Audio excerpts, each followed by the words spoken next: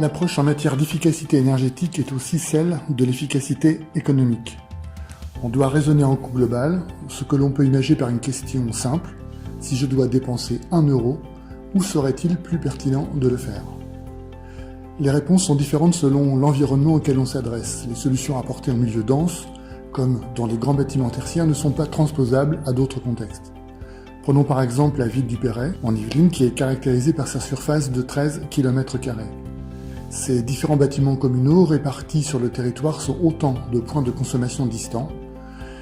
Le premier élément de notre réponse est donc le réseau LoRa. Ce réseau permet de collecter les données de différents capteurs connectés avec une portée de 2 à 15 km en milieu semi-urbain. Ici en particulier, nous collectons les données du pôle médico-social que nous prendrons donc comme exemple.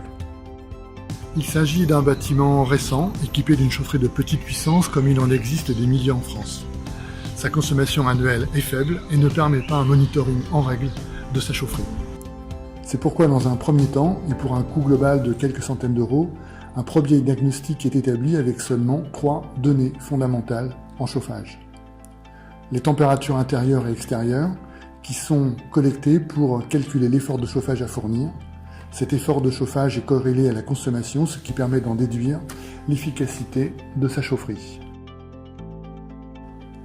Les consommations électriques de chaque cabinet sont également remontées, ce qui permet de les comparer aux consommations théoriques.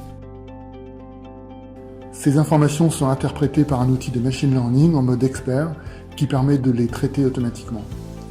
En chauffage, c'est la signature énergétique du bâtiment qui est utilisée. Les usages observés sont corrélés au scénario d'occupation. Les consommations résiduelles ou talons sont également particulièrement surveillées afin de détecter d'éventuels appareillages gardés inutilement sous tension. Un tableau de synthèse est réalisé au format comptabilité analytique qui permet de faire apparaître en coût global les gisements d'économie, les stratégies de maintenance au sens des P1, P2, P3 du CCTG. Pour conclure, en quoi l'IoT permet-il de contribuer à l'efficacité énergétique?